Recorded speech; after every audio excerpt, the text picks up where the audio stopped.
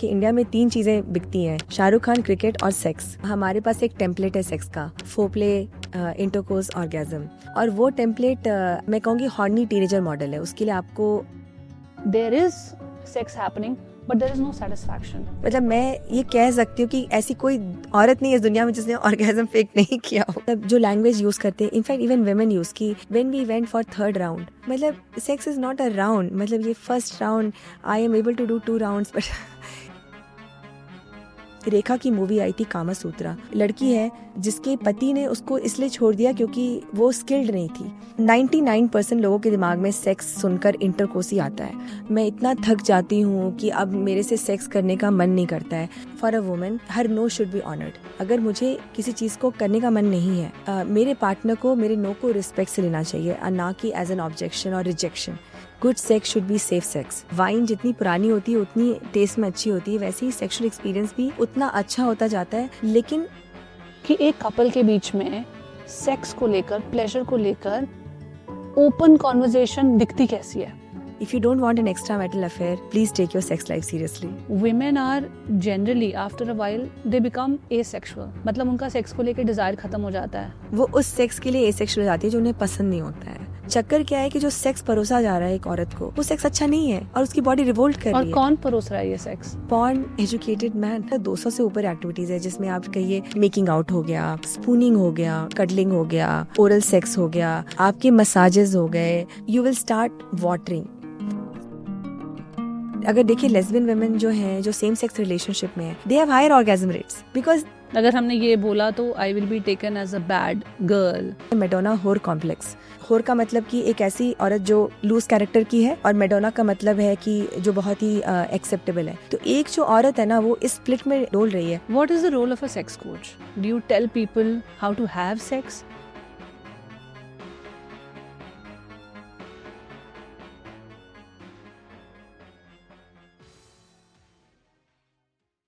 Hi and welcome to the Journey Within podcast with me Shobha Rana. The Journey Within podcast का M है कि आपको आपकी best life, आपकी dream life design करने में मदद कर सके। आज हम इस एपिसोड में द जर्नी विदिन करने वाले हैं through understanding pleasure and intimacy, specially from a women's perspective. What does a woman's world look like when we talk about pleasure and intimacy and sex, especially in Indian context when it is already such a tabooed subject? बहुत सारे हमारे questions होते हैं, हमारे inhibitions होते हैं, self exploration को लेकर बहुत सारे doubts होते हैं, बहुत सारी ऐसी बातें होती है जो हम किसी और से तो क्या खुद से भी नहीं कर पाते हैं।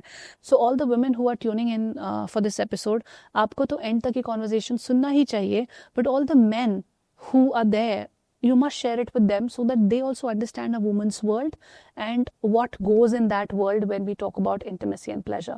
For this very important conversation, I have with me intimacy and sexuality coach Pallavi Bernwal, who will demystify and shed light on some really important topics. Please welcome her on the Journey Within podcast.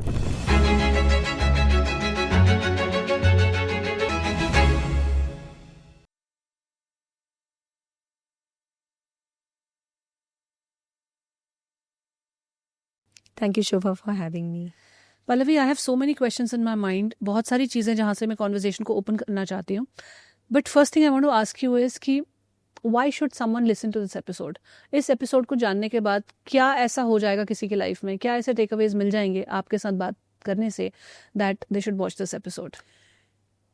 Sex ऐसा topic है जो लोग खुलकर बात नहीं करते हैं, लेकिन सेक्स ही ऐसा टॉपिक है जो लोग जब अकेले होते हैं या वो जब उनको पता था उन्हें कोई देख नहीं रहा हो, सबसे ज़्यादा बात करते हैं और सबसे ज़्यादा सोचते हैं। आई थिंक किसी एक एक्ट्रेस ने बहुत साल पहले कहा था कि इंडिया में 3 चीज़ें बिकती हैं, शाहरुख खान, क्रिकेट और सेक्स। और मैं कहूँगी कि ये बात 100% सही है कि ये चीज़ है जो हमें एक मज़ा देती है। अगर आपने देखा होगा पीके जो मूवी आई थी जिसमें उस आदमी के जेब से कॉन्डोम गिरता है और पीके उसके पीछे भाग रहा है और वो कह रहा नहीं ये मेरा नहीं है, और हर कोई कह रहा है ये मेरा नहीं है। लोग डिनाई करते हैं, बट हमारी सोसाइटी में जो मैंने एज अ सेक्स कोच और इंटीमेसी कोच अपनी प्रैक्टिस के थ्रू जाना है कि हज़ारों करोड़ों लोग हैं जो ऑब्सेस्ड है सेक्स को लेकर, और इसीलिए बात करनी चाहिए। What is the role of a sex coach? आप क्या करते हो? Do you tell people how to have sex? Do you teach techniques? What is a sex coach really do? India में ये कॉन्वर्जेशंस का क्या मतलब है?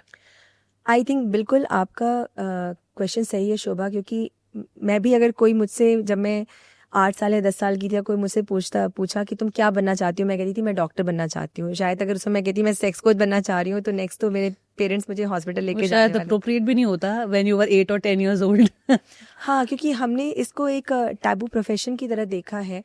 लेकिन मैं क्यों बनी, मैं अपने जीवन में जो मेरे अनुभव हुए, जो मेरे एक्सपीरियंसेस हुए, उसको देखते हुए मुझे उस चीज़ की नीड थी। मैं खुद एक सेक्सलेस मैरिज में थी, और ऐसा नहीं था कि मेरे अंदर सेक्सुअल फीलिंग्स नहीं थी, बट मैं और मेरे हस्बैंड बेड के 2 किनारों पे सोते थे, और बीच में मैं अपने बच्चे को सुलाती थी, सिर्फ इसलिए कि मैं नहीं चाहती थी वो मुझे टच करे। और ये जो घटना हुई, ये मेरे घर में किसी को नहीं पता था, ना मुझे खुद पता था कि मैं कुछ गलत कर रही हूँ।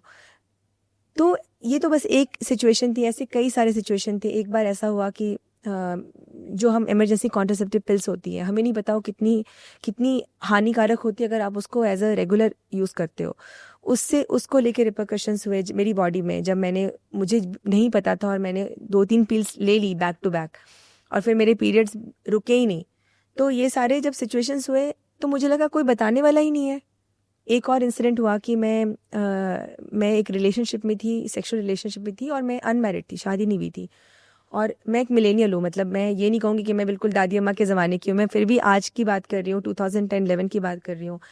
और हार्ट ब्रेक हुआ, मैं अपने को संभाल नहीं पाई, और मैं रोने लग गई, और डॉक्टर के पास गई, क्योंकि मुझे डर लग गया कि मैं प्रेग्नेंट ना हो जाऊँ, क्योंकि अब ये था कि अब लड़का तैयार नहीं है शादी के लिए। और डॉक्टर ने मुझे डांटना शुरू कर दिया कि ये सब तुम लोग क्या कर रहे हो, तुम लोग पढ़ने आते हो कि ये सब काम करने आते हो। तो मुझे एक टाइम के बाद जब ये सारे एक्सपीरियंसेस एक्यूमुलेट होते गए, तब मुझे लगा इतने सारे इश्यूज हैं सेक्स को लेकर, और कोई गाइडेंस नहीं है। और तब कहीं ना कहीं मेरे अंदर वो इंटरेस्ट जागा कि मैं इसके लिए कुछ करना चाहती हूँ। तो आपने पहले खुद की लाइफ को एक तरह से सॉर्ट करने के लिए सब्जेक्ट को ज़्यादा एक्सप्लोर करने की कोशिश की, बिल्कुल। जो कि एक बहुत ही टबू सब्जेक्ट है एटलीस्ट इंडिया में। और सेक्स कोच, सेक्स थेरेपिस्ट बहुत कम है। और जैसा आप कह रहे हो कि नीड ऑफ द आवर है, क्योंकि बहुत सारे गैप्स हैं जो आपको दिखते हैं और जहाँ पे उनको ब्रिज करना बहुत ज़रूरी है to have a healthy marriage. जो सबसे पहली बात आपने कही that you are in a sexless marriage, आजकल बहुत सारी मैरिजेस की ये रियलिटी है, the marriages that are long term marriage, specially after a child. जैसा आपने कहा कि आप अपने बच्चे को बीच में सुलाती थी। I don't want to get into the complications of your relationships, but that is a chosen path for many people कि हमारा एक ही बच्चा है, मुझे तो बहुत प्यार आता है। And it's a common practice, ये घर घर में होता है दैट बच्चा बीच में सोता है और दोनों पार्टनर्स बच्चे के आसपास सोते हैं। तो eventually it leads to a sexless marriage. So ये तो एक कारण हमें समझ में आ गया, but how do we come out of this situation? हाँ, मतलब ये ऐसा होता है कि देखिए, एक पेरेंट के लिए बच्चा बच्चा ही रहता है। मैंने ऐसे कपल्स देखे हैं जहाँ पे बच्चा 11 साल का है, 13 साल का है, फिर भी पेरेंट्स के बीच में सो रहा है। 8 साल का बच्चा सो रहा है, 7 साल का बच्चा सो रहा है। तो कहीं ना कहीं हमको ये समझना पड़ेगा कि एक सर्टेन एज है, जैसे कि जो एक बहुत अच्छा सोल्यूशन है क्रिब हो गया, या अगर किसी के साथ वो रूम शेयर कर सकता है, जैसे अगर आपके घर कोई दादी है या फिर आपके ग्रैंड पेरेंट्स हैं, तो किसी के साथ रूम शेयर कर सकता है। बच्चे को शुरू में ट्रांजिशन कराना चाहिए। तो और आपकी रिलेशनशिप भी इम्पॉर्टेंट है। कई बार क्या होता है ना, हम पेरेंट्स बनने के बाद हम जो हमारा बच्चे के साथ रिलेशनशिप है, हम उसको प्रायोरिटाइज कर देते हैं, और ये नीचे हो जाता है। और ये सबसे बड़ा जो कंप्लेन आता है, ये हस्बैंड्स की तरफ से आता है कि मेरी वाइफ जो है, वो जब से उसको बच्चा हो गया, वो सिर्फ बच्चे के लिए ही वो बिजी है, मेरी तरफ नहीं है। क्योंकि आई थिंक कहीं ना कहीं एक वुमेन, एक मदर, तो डेफिनेटली वो प्राइमरी केयर गिवर है ही बच्चे के लिए। ये तो मतलब अनडिस्प्यूटेड साइंटिफिक फैक्ट है कि बच्चा सबसे ज़्यादा निकट माँ के होता है। तो वो एक रिलेशनशिप की नीड है। और कई बार हमें लगता है कि वो तो छोटा सा है, उसे कौन संभालेगा, ये तो अपने आप को संभाल सकता है ना, हस्बैंड तो कर सकता है। बट हमको कहीं ना कहीं उस रिलेशनशिप को एक बेसिक जो होती है, जो उसकी नॉरिशमेंट होती है, आप बहुत बड़ा ना करें, बट आप बिल्कुल बंद ना कर दें। अपने रिलेशनशिप को थोड़ा थोड़ा आपको फीड करते रहना चाहिए। वो कम ज़्यादा हो सकता है, बट ये आपको ध्यान रखना है। तो आपका सारा नर्चरिंग और नरिशमेंट जो है वो आपके चाइल्ड की तरफ ही नहीं बल्कि अपने पार्टनर की तरफ भी होना चाहिए, so that that relationship stage where it was before the child. एक इम्पॉर्टेंट पॉइंट मैं यहाँ पे रेज करना चाहूँगी मदरहुड एंड सेक्स में, कि बहुत सारी मदर्स जो मेरे पास आती हैं वो कहती है मैं इतना थक जाती हूँ कि अब मेरे से सेक्स करने का मन नहीं करता है। लेकिन इसमें एक कैच ये है कि उसे क्या लगता है कि सेक्स में उसे कुछ करना है, मतलब उसको वहाँ पे उसने काम किए, ड्यूटीज़ की, अब यहाँ पे वो बेड पे ड्यूटी कर रही है। हम ये क्यों नहीं सोचते कि सेक्स इस तरह का भी हो सकता है कि your body is getting some gift, you know. हम सोसाइटी में ऐसा मॉडल दिखाया गया है कि इट्स ऑलवेज कि आपको मेल ओरिएंटेड मॉडल है जिसमें मेल को खुशी मिल रही है। एक औरत को क्या चाहिए, अगर वो जा रही है बेड पे, उसको ऐसा क्यों लग रहा है कि वो उसके अंदर एनर्जी नहीं बची है? क्या ऐसा हो सकता है कि सेक्स के थ्रू उसको वो एनर्जी मिले, उसको वो अटेंशन मिले उसकी बॉडी के लिए, क्या उसको वो प्यार मिले, उसको लव मिले? ये डिस्कशन नहीं होता है, क्योंकि कहीं ना कहीं एक औरत जब वो बड़ी हो रही होती है उसको कहीं ना कहीं चुपके से बोल दिया जाता है कि देखो सेक्स जो होता है वो तुमको दूध लेकर सुहागरात में बिल्कुल तैयार रहना है हस्बैंड के लिए। हमने ऐसी मूवीज़ देखी है जहाँ पे वो दूध लेकर जा रही है और सबको पता है क्या होने वाला है, तो उसको यही बोल के बड़ा किया गया है। क्योंकि सेक्सुअल रोल मॉडल्स कहाँ हैं? मैंने आज तक अपनी मदर से नहीं बात की उनकी सेक्स लाइफ के बारे में, और मुझे नहीं लगता मैं कब करूँगी, मेरे अंदर हिम्मत नहीं है। And you're 40 years old today. हाँ, और मेरे अंदर हिम्मत नहीं अपनी माँ से मैंने कई बार सोचा कि मैं एक बार पूछूं माँ तुम्हारी सेक्स लाइफ कैसी थी, तो हमारे औरतों के पास कोई रोल मॉडल ही नहीं है सेक्स के लिए। एंड जब रोल मॉडल्स नहीं होते, एक कॉन्वर्सेशन जो हम पहले कर रहे थे, जो मैं आपसे सवाल ऑफ कैमरा पूछ रही थी कि what is our reference point for sex. जब हम लाइफ में बहुत सारी चीज़ें करते हैं, हम अपने करियर्स में कुछ कर रहे हैं, हम अपने रिलेशनशिप में, फ्रेंडशिप्स में जा रहे हैं, तो हमारे पास एक रेफरेंस पॉइंट होता है कि मेरी गाड़ी इसलिए अच्छी है क्योंकि ऐसी ऐसी और गाड़ियाँ हैं, उनसे ये बेटर है, या ये मुझे चाहिए, तो ये वाली बेटर गाड़ी है, ये वाली ख़राब गाड़ी है, ये वाला करियर पाथ ऐसा है, वो वाला ऐसा है। तो we have some reference point जहाँ से हम कॉन्वर्जेशन कर सकते हैं। सैलरी एक रेफरेंस पॉइंट हो सकता है, ग्रोथ हो सकता है, कॉर्पोरेट लैडर हो सकता है, फ्रेंडशिप्स में आपके माइलस्टोन्स और रेफरेंस पॉइंट्स हो सकते हैं। But when you talk about sex, what is the reference point for us? अगर हमारे पास कोई रेफरेंस पॉइंट ही नहीं है, जैसे आप बोल रहे हो कि these are the conversations that people don't do, and which is true specially in India और इंडियन कॉन्टेक्स्ट में, जैसा आप बोल रहे हो कि एक तो कॉन्वर्जेशन नहीं होती है, वो तो उसकी वजह से हम जितना पीछे जा रहे हैं वो तो है। उसके अलावा जो एक ये रिचुअलिस्टिक अप्रोच है सेक्स को लेकर, which is mostly mail oriented, कि लड़की को ऐसे करना है, दूध परोसना है, और XYZ rules that are defined for a woman, उसकी वजह से हम और थोड़ा पीछे जा रहे हैं। That's why this episode I want to make specific to women. You know, women and sex, women and pleasure, women and their needs, women and their desire. And I will evolve this conversation further about it. But right now, what I want to ask you is that, A, what is good sex? Define it for me. Precipitate करो आप, ताकि जो लोग इस conversation को सुन रहे हैं उनको भी समझ में आए, so that you give us a reference point. And second, when we don't have our reference point for it, then what is our mind thinking? What are we aiming for when we're doing it? Are we aiming for wrong things? Or unattainable goals or something like that? Yeah, it's a deep question first of all, शोभा, जो आपने पूछा। Thank you for asking. मेरे हिसाब से जो मैंने पढ़ा है, मतलब what I have studied and what I have experienced, मैं दोनों के बेसिस पे कहूँगी कि reference point is safety. Good sex should be safe sex. आपको इमोशनली सेफ फील होना चाहिए कि मैं एक ऐसे इंसान के साथ अपनी body, specially for women emotional intimacy matters, कि क्या मैं लव फील करती हूँ, क्या मैं अप्रिशिएटेड फील करती हूँ। ये चीज़ पता है मुझे अपनी शादी में समझ में आया, जब मेरा हस्बैंड मुझे अप्रिशिएट नहीं करता था और मैंने इसको बोला कि तुम अप्रिशिएट करो। Now he is raised bye a army father, जहाँ पे discipline was first, so he is a great disciplinarian. But उसे किसी ने नहीं बताया कि एप्रिसिएशन करने का मतलब नहीं कि आप बिगड़ जाओगे। इनफैक्ट ये बताया जाता है, because I am from an army background my self, appreciation में ये बताया जाता है कि अगर आप अप्रिशिएट करोगे तो बंदा बिगड़ जाएगा। What you are saying, it actually happens in our homes, and I've had that conversation. Yeah, you were saying. So appreciation is the best aphrodisiac. True, for a woman at least. And we are making this episode from a standpoint of women. So you're saying appreciation can lead to greater appreciation experience. makes her feel desired, makes her feel loved, makes her feel like she is of value, she is contributing someone अपने partner की life में। वो एक हिस्सा है, वो सिर्फ एक चीज़ नहीं है, वो एक सोफ़ा नहीं है, या वो सिर्फ एक सोने के लिए मैट नहीं है। तो सेफ्टी बहुत इंपॉर्टेंट है, इमोशनल सेफ्टी, फिजिकल सेफ्टी का मतलब कि जो भी चीज़ें आपके साथ हो रही है, क्या ऐसा तो नहीं कि आपको पेन हो रहा है या आप अपने आप को स्ट्रेच कर रही हैं सिर्फ वहाँ पे उसको प्लीज़ करने के लिए। मतलब हमारे अंदर इतनी गुड गर्ल कंडीशनिंग है कि हम बेड पे भी अपने हस्बैंड को या अपने पार्टनर को प्लीज़ करना चाहते हैं। कितनी सारी औरतों ने ऑर्गेज़म फेक किया है। मतलब मैं ये कह सकती हूँ कि ऐसी कोई औरत नहीं है इस दुनिया में जिसने ऑर्गेज़म फेक नहीं किया होगा, including my self. So safety important है, तुम्हारी इमोशनल सेफ्टी, फिजिकल सेफ्टी और इन्वायरमेंट।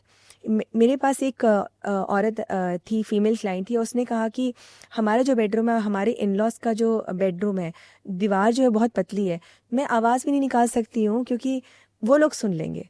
तो she is not feeling safe in that environment and she was not able to have sex. तो बात ये थी कि वो सेफ़ नहीं फील कर रही क्योंकि वो एक्सप्रेस ही नहीं कर पा रही। तो मैंने कहा कि साउंड प्रूफ वो जो आते हैं अमेज़ॉन से ऑर्डर करो और साउंड प्रूफ वो लगाओ अपने कमरे में। Do things which make you feel safe. Safe. According to data हमें पता चला है कि 80% लोग जो the journey within podcast को देख रहे हैं वो अभी तक हमारे सब्सक्राइबर्स नहीं हैं। तो अगर आप हमारे चैनल पर आते हैं, कॉन्वर्जेशंस को देखते हैं और ये कॉन्वर्जेशंस आपको मीनिंगफुल लगती हैं, तो please give it a thought to subscribe to the channel, press the bell icon, like the video, comment on the video. क्योंकि जब आप एक वीडियो से, एक पॉडकास्ट से एंगेज करते हैं तो फिर वो राइट लोगों के पास तक पहुंचता है। और आजकल आपको पता है कितना सारा कंटेंट है, तो उसके बीच में से एक relevant, meaningful, intentional conversation को cut through करने के लिए it needs your support. So do support the channel if you like what we are doing here at the Journey Within podcast. Now that we have established this, I want to talk about desire from a woman's standpoint. आपने कहा that जो आप अभी आप case की बात कर रहे थे that the woman doesn't used to feel safe. जब आप सेफ ही नहीं फील कर रहे हो आपके नेचुरल एक्सप्रेशन के लिए, तो आपके जो डिज़ायर्स हैं या आपका जो प्लेजर को लेकर अंडरस्टैंडिंग है, वो तो नेक्स्ट कॉन्वर्जेशन है। तो how do we kind of facilitate these conversations? So desire मतलब आत्मनिर्भर मैं कहूँगी। तो आपको अपने प्लेजर में पहली बात आत्मनिर्भर होना है। ये मिथ है कि इंटीमेसी तभी इस्टेब्लिश होती है जब आपके साथ एक पार्टनर होता है। मतलब आप सेक्सुअल बीइंग तभी हो जब आपके साथ कोई पार्टनर है, और अगर पार्टनर नहीं है तो क्या आप एसेक्सुअल हो जाओगे? ये एक गलत धारणा है जो लोगों के दिमाग में है। इसलिए वो क्या करते हैं, वो अपने पार्टनर पे डिपेंडेंट हो जाते हैं कि उनका पार्टनर उनको प्लेजर करे, उनका पार्टनर उनको बताए कि उन्हें क्या अच्छा लगता है। पहले तुम्हें खुद डिस्कवर करना है। तुम्हारी जो बॉडी है, एक औरत के लिए एक सबसे इंटीमेट टाइम होता है नहाने का। तुम नहाने जा रही हो, जब तुम अपनी बदन पे साबुन लगा रही हो, क्या तुम उसको फील भी कर रही हो कि तुम्हारे हाथ कहाँ जा रहे हैं, तुम्हें तुम्हारी बॉडी को कैसा फील हो रहा है? या जब तुम अपने बदन को सुखा रही हो। सो कल क्या हुआ, एक मेरी क्लाइंट है और उसके साथ भी यही प्रॉब्लम है कि उसको नहीं पता उसे क्या चाहिए। She doesn't know about her desire and she is so scared. उसके अंदर इतना डर है सेक्स को लेकर कि अगर मैं अपने हस्बैंड के साथ सेक्स करूँगी तो पता नहीं वो मुझे कैसे हर्ट कर देगा। तो मैंने उसको बोला कि चलो अपनी बॉडी को टच करो। तो उसने कहा मैंने तो कभी अपनी बॉडी को टच ही नहीं किया, मुझे नहीं पता अपनी बॉडी को टच कैसे करते हैं। क्योंकि आप खुद सोचो, एक जो किशोरावस्था होती है, जब एक लड़की प्यूबर्टी से जा रही होती है, जब उसकी बॉडी में वो सेक्सुअल चेंजेस आ रहे हैं, तब उसे इस एवरीवन बिकम सो अनकंफर्टेबल। मतलब कि ब्रा जैसा है कि ब्रा बस दे दो, ब्रा भी इतना सेक्सुअलाइज किया गया है एक कपड़ा जो है। तो उसको कभी वो एनकरेजमेंट नहीं मिला एक औरत को कि वो अपने आप को भी देखे, अपने आप को भी निहारे। मुझे इतने साल हो गए कि अब मैं अपने घर में न्यूड घूमती हूँ। मैं कभी नहीं घूमी हूँ। मैं एक पूरी शादी गुजार के आई हूँ, जो मेरी पहली शादी थी, जहाँ पे ऐसा कभी मोमेंट नहीं था कि मैं अपने आप को बिना कपड़ों के देखूँ खुद को। तो ये छोटी छोटी चीज़ें हैं कि आप अपनी बॉडी के साथ ही कंफर्टेबल नहीं हो, आप अपनी बॉडी को ही नहीं देखते हो। तो जब आप जिस चीज़ को आपने देखा नहीं, उसको आपने जाना नहीं। तो इस इंटरनलाइज शेम जो कि specially women body, women desire, women needs को लेकर है, इससे कैसे टैकल करें? एक बहुत अच्छा एग्जांपल दूंगी माइथोलॉजी से।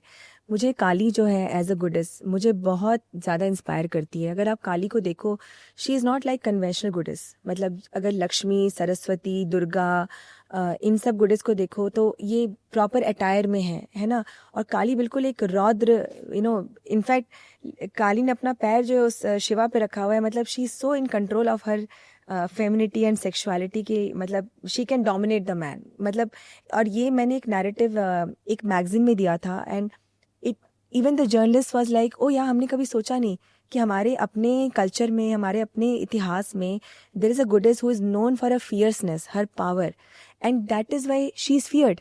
घर में कितने लोग हैं जो काली की पूजा करते हैं? क्योंकि वो कहीं ना कहीं फियर्ड अपॉन है। मतलब हमारे पास ऐसे मॉडल्स नहीं है for women. We always had this Nirupa Roy, Mother India वाले मॉडल की आप एकदम एक अच्छी औरत बन के रहो, अच्छे से बिहेव करो, सबका ध्यान करो। बट जो हेलन है, हेलन को हमेशा एक विलेनाइज किया गया कि वो तो डॉन की गर्लफ्रेंड है, वो तो मोनिका है, वो तो कैंडी गर्ल है। लेकिन ये जो एक रिफ्ट आया है, इसको हम साइंटिफिकली कहते हैं मेडोना होर कॉम्प्लेक्स। मतलब कि होर का मतलब कि एक ऐसी औरत जो लूज कैरेक्टर की है, और मेडोना का मतलब है कि जो बहुत ही एक्सेप्टेबल है। तो एक जो औरत है ना, वो इस स्प्लिट में डोल रही है। इनफैक्ट मेरे एक वर्कशॉप कि में, वो मैडोना भी है और वो एक होर भी है। नहीं वो होर नहीं होना चाहती है, वो मेडोना बनना चाहती है। पर जो होरिफिकेशन हुआ है, मतलब कहीं ना कहीं जो होरिफिकेशन है वो सेक्स के, और उसमें कहीं ना कहीं वो कनेक्टेड है, क्योंकि जो उस नैरेटिव में देखा गया है कि आप चाहे उसमें देख लीजिए, जो प्रोस्टिट्यूट्स होती थी, मतलब संजय लीला भंसाली ने बिल्कुल उसको एकदम ग्लैमराइज कर दिया हीरा मंडी को। बट वो जो तवाइफें थी, there was a culture like that, कि ऐसा नहीं था कि वो गिरी हुई औरतें थी, लेकिन उसको गिरा दिया गया। तो एक औरत को लगता है कि मैं तवाइफ नहीं हूँ, मतलब वो इतना आ गया कि हम अपने बेडरूम में तवाइफ, मतलब हमें वो लगता है कि हमें प्रिटेंड करना है, हमें अच्छे से रहना है। मेरे अगर पास हमने ये बोला तो I will be taken as a bad girl, bad woman, bad wife. Okay. तो हमारे अंदर बेड पे भी एक रहता है परफेक्ट फिगर कि मैं ठीक लग रही हूँ ना, मैं ज़्यादा अपने आप को मूव नहीं कर सकती, मैं ज़्यादा एक्सप्रेस नहीं कर सकती, क्योंकि शायद मैं ऑकवर्ड हूँ या मैं वेल बिहेव नहीं हूँ। So we bring that well behaviour into sex, and sex is a primal energy. Sex is the root energy, it comes from root chakra. मतलब सेक्स जो है हमारी रॉ एनर्जी है। तो वो रॉनेस एक्सेप्ट करना बहुत इंटिमिडेटिंग होता है हम सबके लिए। अगर हमारे खुद के लिए इंटिमिडेटिंग है और हम खुद उसे एक्सेप्ट नहीं कर पाते हैं, तो फिर उसको कम्युनिकेट करना अपने पार्टनर को तो नेक्स्ट लेवल है ना। तो let's talk about the first level conversation, that how do we come to the acceptance of our primal energy. हम जो आप बोल रहे हो sex is a primal energy, हम उसकी खुद में एक्सेप्टेंस एज वुमेन कैसे लेके आए? ये एक बहुत बड़ा मेरे पास भी क्वेश्चन था कि मैं जिनके साथ काम कर रही हूँ दे आर इनहिबिटेड, और मेरी खुद की भी एक जर्नी रही। तो मुझे लगा कि मैं इनको कैसे उस चीज़ के लिए मोटिवेट कर सकूं कि this is not a work of shame. तो मैंने सेंसुअलिटी को ज़रिया बनाया कि सेंसुअलिटी का मतलब कि प्लेजर ऑफ सेंसेस। मतलब हमारे 5 सेंसेस हैं, आँखें, आइज़, नोज़, टंग, सुनना और टच। तो ये 5 सेंसेस हैं। तो sex is a sensory experience. अभी देखिए, जैसे एक अगर इमेजिन कीजिए कि कोई एक लेडी है, उसका हस्बैंड या उसका पार्टनर या बॉयफ्रेंड उसके कान में आकर उसको कोई बहुत समथिंग नॉटी वो कहता है और चला जाता है, एंड शी फील्स टिंगल्स कि यार मुझे उसने कुछ कहा कि you are looking so hot, and she feels tingles. This is sexuality. So rather than seeing sexuality का मतलब है कि इंटरकोर्स। 99% लोगों के दिमाग में सेक्स सुनकर इंटरकोर्स ही आता है। तो मैं कहती हूँ कि sex is a sensory experience, it's a journey of senses, it's a pleasure of senses. अपने सेंसेस को खुलकर पहले एक्सपीरियंस करो कि मतलब अगर हवा चल रही है तो हवा स्किन पे पड़ रही है तो उसको फील करो कि हम तो भी नहीं बोल सकते, हमें लगता है भी बोलेंगे तो कोई। आप रेस्टोरेंट में खाना खाते हो, अगर खाना बहुत ही लजीज है ना, पर आप कितने लोगों के मुंह से निकलती है आहा वाह मज़ा आ गया। हमने इतना अपने आप को सेंसर करके रखा है ना कि हम रेस्टोरेंट में भी बिल्कुल चुप चुप खाना खाते हैं। तो मैं कहती हूँ कि जो लाइफ के जो ये प्लेजर्स है, सेंसरी प्लेजर, जैसे अगर खाना अच्छा लग रहा है तो कहो ऐसी आवाज़ें निकालो यार।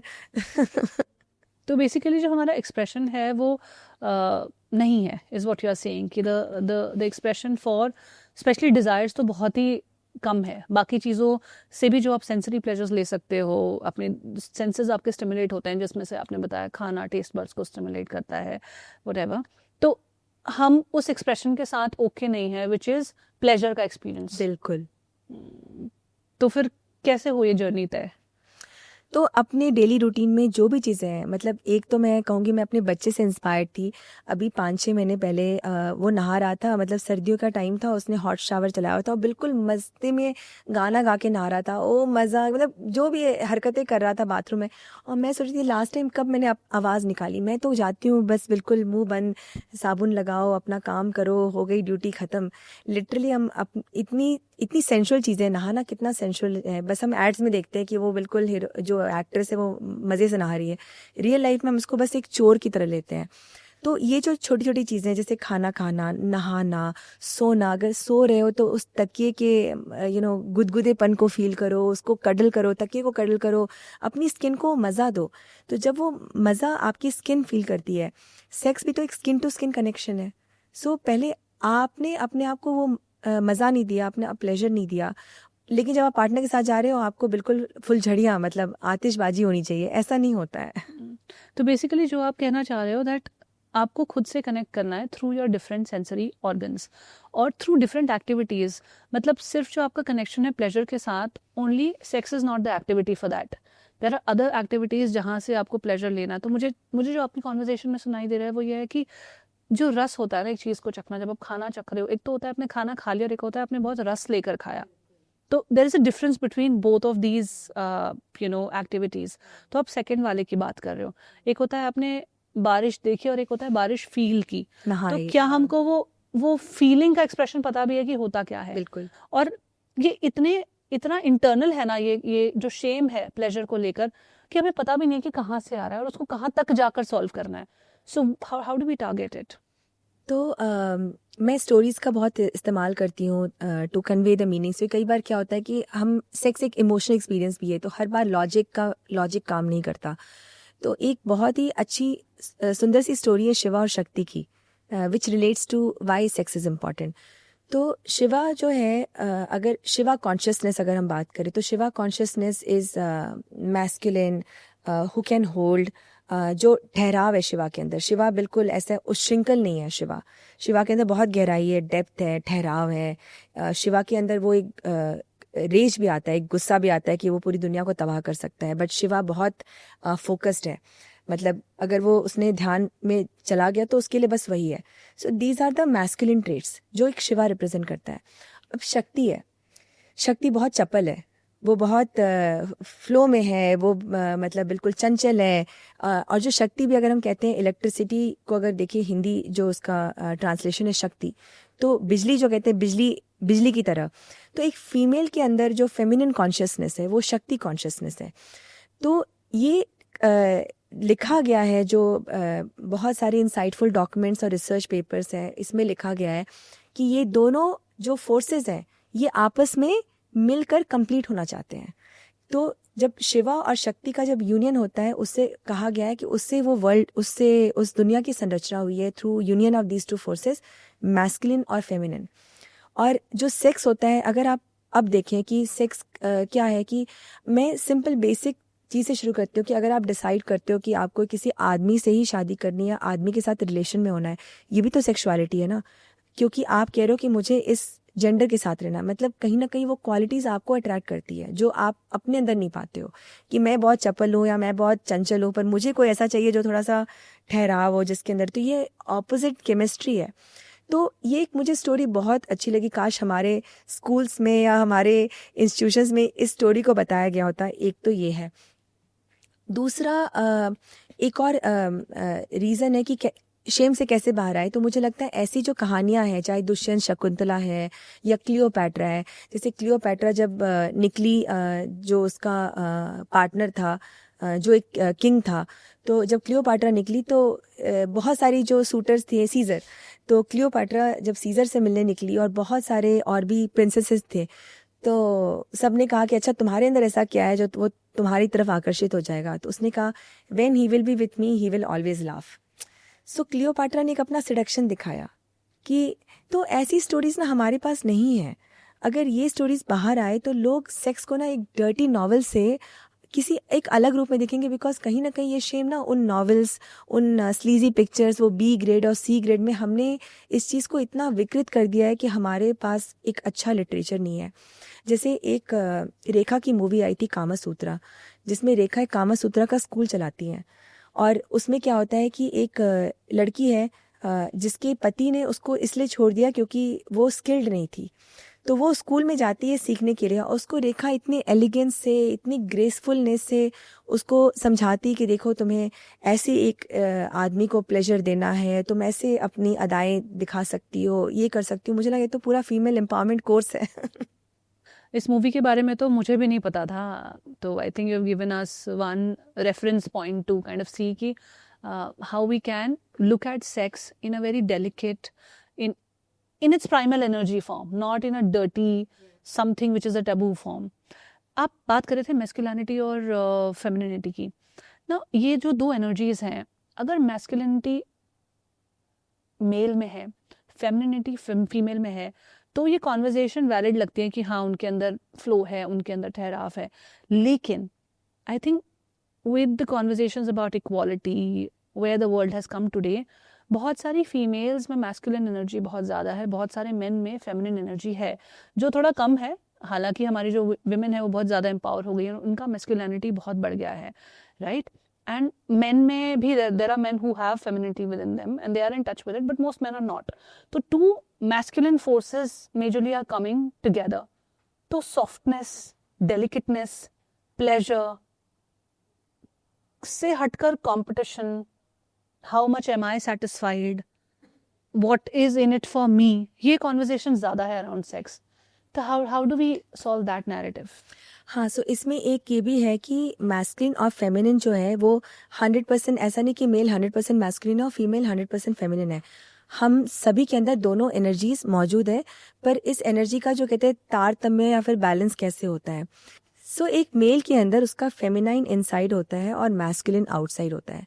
तो उससे क्या होता है कि कहते हैं कि वो एक आदमी है ना, वो तो कोकोनट की तरह है, वो अंदर से, कई बार ऐसे रेफरेंसेस दिए गए हमारे फादर्स को लेकर कि अंदर से वो बहुत सॉफ्ट है बट बाहर से बहुत कड़क है।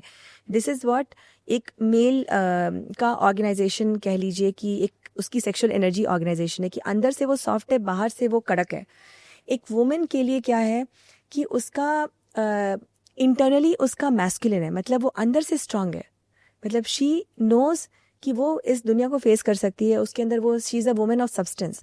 लेकिन उसका आउटर जो है वो फेमिनाइन है, मतलब वो जब भी वो स्ट्रेंथ के साथ जाएगी, लेकिन एक आदमी के साथ उसको इंटरैक्ट करने के लिए उसको वो स्ट्रेंथ वो लेकर नहीं जाएगी, वो कवच लेकर नहीं जा रही है।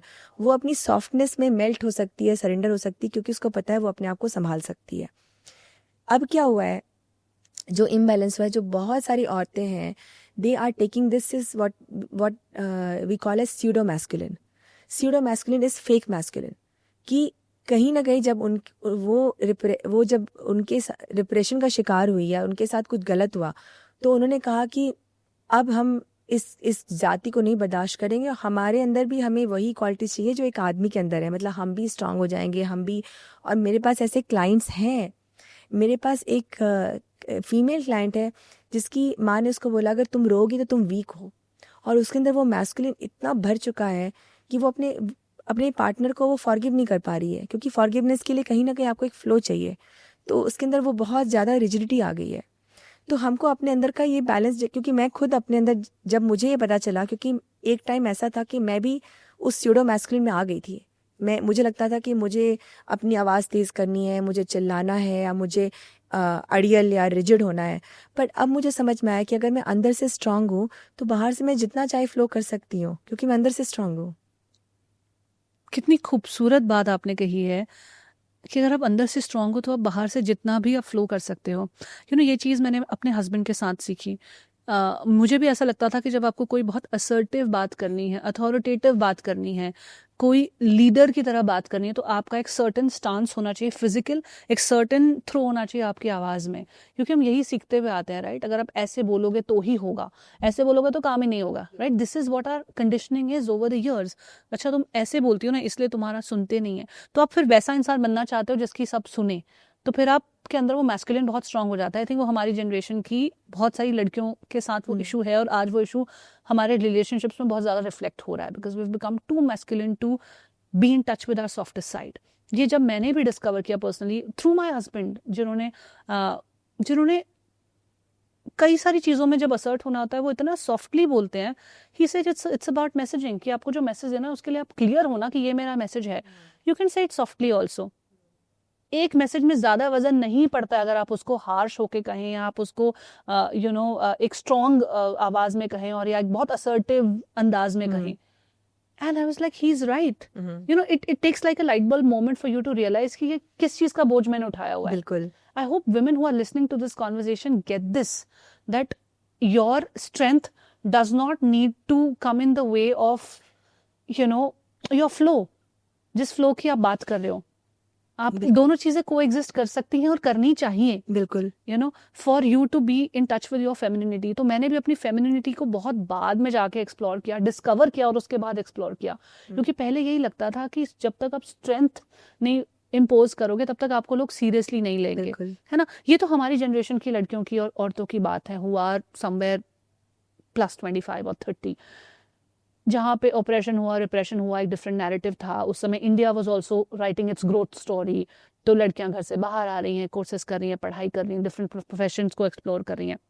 But coming to the world of today in 2025, आज की डेट में जरूरी नहीं है कि लड़कियां ऑपरेशन का शिकार हो, but leadership is taught to them from the very young age कि असर्टिव होना, लीडरशिप होना, जो मैस्कुलिन क्वालिटीज हैं वो हमको सिखाया जाता है. क्योंकि आपको प्रोफेशनल अचीवमेंट्स करने के लिए, अपनी बॉडी को, फिजिकलिटी को स्ट्रांग रखने के लिए आपको सर्टेन चीजें करनी पड़ेंगी which will fall in the masculine category.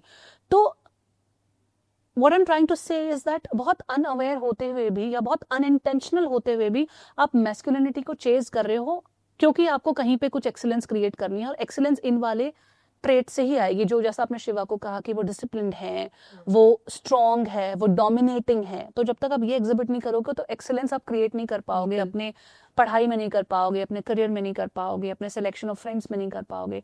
तो by that virtue you become a person who is very much masculine.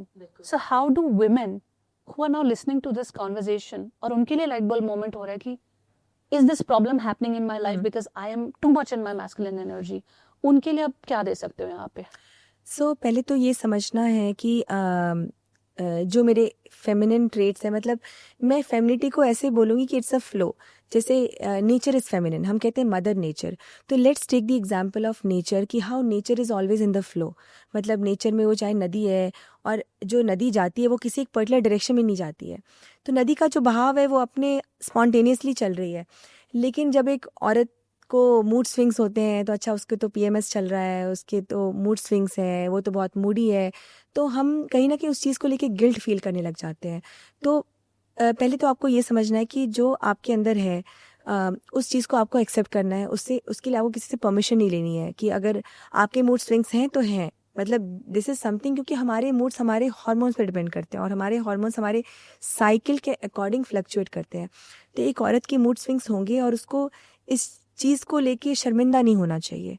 तो अपने आप को पहले एक्सेप्ट करो कि जो तुम हो, जैसे हो. Don't compare yourself to others. ये जो कंपैरिजन कल्चर है कि तुम्हें ऐसा होना है, अपनी यूनिकनेस को उभारो. Who you are as a person, उसको उभारो कि मैं कौन हूँ. Who am I? Ask yourself this question, who am I? और उससे जो जवाब निकलता है, meditate on that. Maybe take time to understand yourself, know who you are. एक तो मैं ये बोलूँगी. लेकिन ये अंडरस्टैंडिंग अप्लाई कैसे होगी या दिखेगी कैसे in my pleasure, sexual pleasure? What has sexual pleasure got to do with my understanding of who I am as a woman?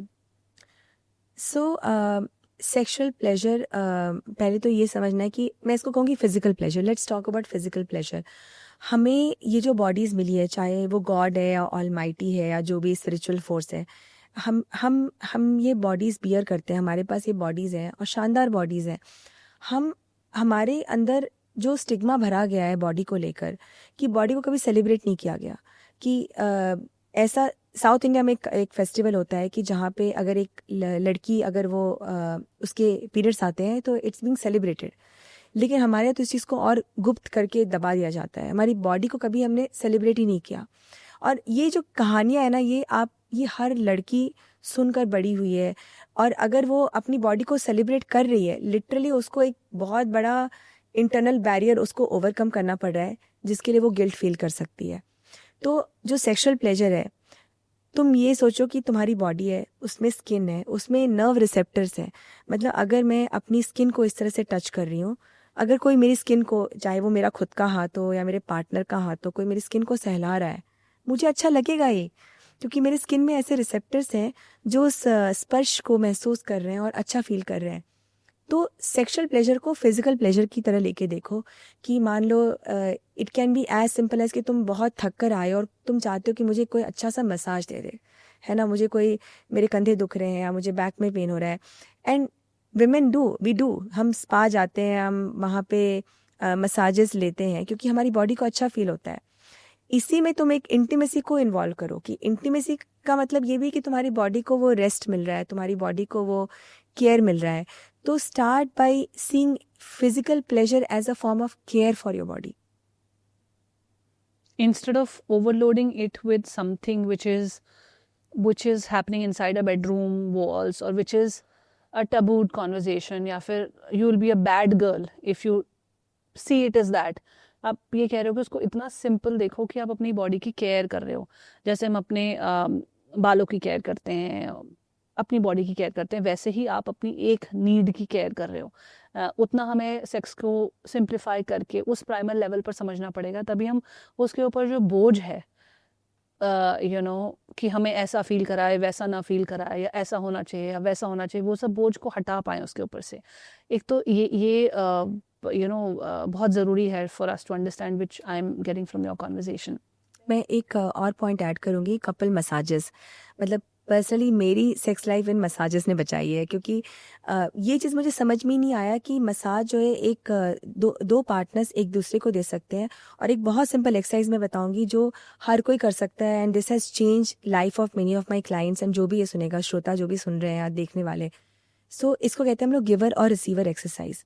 सो क्या होता है, टिपिकली हमारा जो सेक्स हम मूवीज़ में और पॉर्न में देखते हैं बहुत ही साइमल्टेनियस होता है। मतलब कि दोनों एक साथ एक दूसरे को, कुछ तो चल रहा है, अगड़म बगड़म चल रहा है साथ में। बट अगर इसको गिवर और रिसीवर देखें कि मान लीजिए वो जो औरत है, शी इज़ टायर्ड और उसकी अपना मदरहुड की उसकी बॉडी भी चेंज हो रही है, she is under extreme discomfort, क्योंकि उसके चाहे वो स्टिचेस हों या चाहे उसका सी सेक्शन है या उसका मतलब लिटरली वो ब्रेस्ट है, लिटरली वहाँ पे इतना दूध भर जाता है, and breast become heavy, and जो उसका बेली है वो भी एक 9 महीने में इतना स्ट्रेच होता है, जब वापस जाता है it can become like a pouch. So एक औरत एक फिजिकली बहुत सारे चेंजेस से गुजरती है उस टाइम पे। और sleep deprivation, chronic sleep deprivation, नींद नहीं आ रही है उस टाइम पे। अगर कोई कहेगा प्लेजर, भाई मेरे अंदर हिम्मत नहीं है प्लेजर लेने की, बट केयर। सो अगर इसको हम मसाज की तरह देखिए कि जो औरत थकी हारी आई है and husband is like longing to touch, कि मैं कैसे उसको टच करूँ, मुझे एक फीमेल टच फील करना है, तुम मसाज करो, तुम उसको मसाज करो, and let her tell you I like to be massage at this part of my body. तुम उसको बताओ कि तुम्हें कहाँ मसाज चाहिए, and just enjoy and receive. Because इससे क्या होगा, हमारे ब्रेन में एक पॉजिटिव फीडबैक लूप फॉर्म होता है। अगर कोई पॉजिटिव एक्सपीरियंस होता है तो हमारा ब्रेन क्रेव करता है कि मुझे अगली बार और चाहिए। तो अपने ब्रेन में नेगेटिव फीडबैक लूप बनने से रोको कि एक डिस्कम्फर्टिंग एक्सपीरियंस हो गया, नेक्स्ट टाइम सेक्स करना है, अच्छा मुझे वो नहीं करना। Make it as a positive experience so that your brain looks forward to it. Now, coming to the next conversation, Pallavi, what are the common issues that you see? सबसे common अगर आपको मुझे इशू बताना हो जो एक couple के बीच में आता है सेक्स को लेकर, इंटीमेसी को लेकर, what would that be?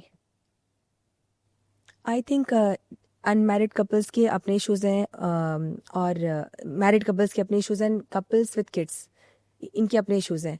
Married couples में टिपिकली मैंने क्या देखा है कि वर्क स्ट्रेस, मतलब वो इतना लॉन्ग वर्किंग आवर्स कि 8 घंटे तो बहुत ही कम है, 12 घंटे 13 घंटे, और दोनों के अलग शिफ्ट्स। मैंने कई सारे ऐसे कपल्स देखे जिनके शिफ्ट टाइम्स अलग है, तो उसका टाइम ख़त्म होता है तो उसका टाइम शुरू होता है। और अगर दोनों एंटरप्रेन्योर्स हो तो और भी गड़बड़ है। बिल्कुल। सो ये बहुत बड़ा एक है कि वर्क जो है वो एक बैरियर बन रहा है सेक्स में, और कपल समझ भी रहा है, वो कह रहे हैं मेरे अंदर कोई फिजिकल प्रॉब्लम नहीं है, मुझे सेक्स से भी कोई प्रॉब्लम नहीं है, बट मैं काम को इसको मैनेज नहीं कर पा रही हूँ। तो इसके लिए भी अगेन टूल्स अवेलेबल है। मतलब आपको, मैं किसी को भी मैं यही कहूँगी कि चाहे आप किसी भी सेक्सुअल प्रॉब्लम्स का सामना कर रहे हैं, उसके लिए हेल्प है, उस चीज़ को सॉल्व किया जा सकता है। तो work life challenges, smartphone, phone, mobile, social media, scrolling, ये कई सारे हमारे लिए एक फ़ोन कोपिंग मैकेनिज़्म भी हो गया, आसान कोपिंग मैकेनिज़्म है, क्योंकि आप अपना माइंड डिस्ट्रैक्ट कर सकते हो। और डिस्ट्रैक्शन जो है सेक्स में नहीं हेल्प करता। सेक्स के लिए आपको फोकस चाहिए, सेक्स के लिए आपको अटेंशन चाहिए, पर आप अपना माइंड इतना डिस्ट्रैक्टेड रखते हो, आपको लगता है कि आप वो आधे घंटे की बिंजिंग कर रहे हो, कि आप रील्स देख रहे हो, आप बस आपकी उंगलियां चल रही हैं स्क्रीन पे ऐसे ऐसे करके, लेकिन उससे आपने अपने माइंड को बिल्कुल एक डिस्ट्रैक्टेड स्टेट पे लेके आ गए हो। अब एक पार्टनर के साथ हो जहाँ पे आपको फोकस करना है, आपका माइंड कोई switch on switch off button नहीं है, जैसे बिजली का स्विच होता है वो switch on switch off. Mind takes its own time to transition. So कहीं ना कहीं हमको स्मार्टफोन यूसेज को लिमिट करना पड़ेगा। बेड पे अगर आप जा रहे हैं, please don't make a habit of smartphone देख रहे हैं और फिर आप बेड पे जा रहे हैं, उसको थोड़ा ख़त्म करके गिव योरसेल्फ अ ब्रेक। एक नो फोन जोन का ब्रेक दो, जिससे कि आपकी बॉडी और आपका माइंड प्रिपेयर हो रहे हैं कि मैं अपने पार्टनर के साथ बैठ रहा हूँ, चाहे मैं प्यार से बात कर रहा हूँ, कडल टॉक कर रहा हूँ, पिलो टॉक कर रहा हूँ, छू रही हूँ, तो वो एक गैप होना चाहिए। पल्लवी, यहाँ पे दो कॉन्वर्जेशन है। One is a sexless marriage and the second marriage is जहाँ पे there is sex happening but there is no satisfaction. How do you navigate the second marriage, second type of marriage? So होता क्या है शोभा, कि हमारे पास एक template है sex का, फोरप्ले, इंटरकोर्स, ऑर्गेज़म, और वो टेम्पलेट मैं कहूँगी हॉर्नी टीनेजर मॉडल है। उसके लिए आपको हॉर्नी होने की बहुत ज़रूरत है, आपके अंदर बिल्कुल एनर्जी हो, और यंग एज में 20s में ये मॉडल सक्सेसफुल होता है। इसको हम कहते हैं हनीमून मॉडल ऑल्सो। और ये मॉडल बेस्ड होता है न्यू रिलेशनशिप एनर्जी पे, कि जब एक रिलेशनशिप नहीं होती, उसमें रोमांच होता है, उसमें एक थ्रिल होता है, उसमें एक घबराहट होती है, सनसनाहट होती है ना जो, तो उस टाइम पे ये मॉडल सही काम कर रहा है। लेकिन कपल डिफरेंट लाइफ स्टेजेस से गुजर रहा है, उसमें जॉब चेंजेस हो सकते हैं, उसमें हेल्थ इश्यूज हो सकते हैं, उसमें एल्डरली पेरेंट्स हो सकते हैं, उसमें एक बच्चा हो सकता है, फिनेंशियल प्रॉब्लम्स हो सकती है, इतनी चीज़ें आती हैं।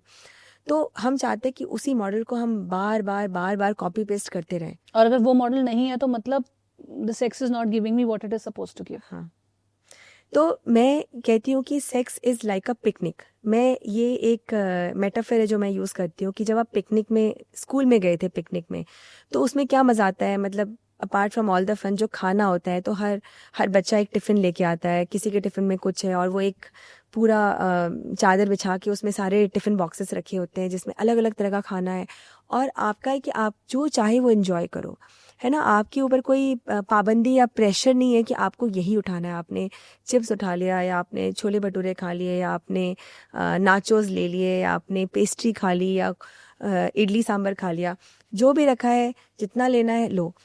तो सेक्स को भी एज अ सेक्सुअल एक्टिविटीज़ है, इतनी सारी एक्टिविटीज़, मुझे लगता है 200 से ऊपर एक्टिविटीज़ है, जिसमें आप कहिए मेकिंग आउट हो गया, स्पूनिंग हो गया, कडलिंग हो गया, आपका ओरल सेक्स हो गया, आपके मसाजेस हो गए, आपका होल्डिंग हैंड्स, करेसिंग, इतनी सारी जो एक्टिविटीज़ हैं, just try them in any particular fashion. Don't push yourself कि अभी मैंने शुरू किया पॉइंट ए से पॉइंट बी और पॉइंट बी से पॉइंट सी जाना है। इट बिकम सो टायरिंग, और आपके ब्रेन को लगेगा लिटरली ड्रिल हो रही है, मतलब आपको लग रहा है कि आपको एक आर्मी ड्रिल में भेज दिया, जहाँ पे मतलब इस तरह से आपको स्टेप्स लेने हैं। Make it dynamic, make it unpredictable. आप सेक्स को एज अ बुफे देखिए कि आज मुझे क्या मन है। आज मेरे बुफे में मुझे मन कर रहा है कि मैं सिर्फ मेकिंग आउट करूंगी।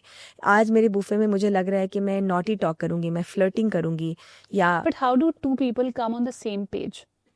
एक इंसान का कुछ मन है, एक और इंसान का कुछ और मन है, और आजकल हमको अपने मन का चाहने की इतनी आदत हो गई ना।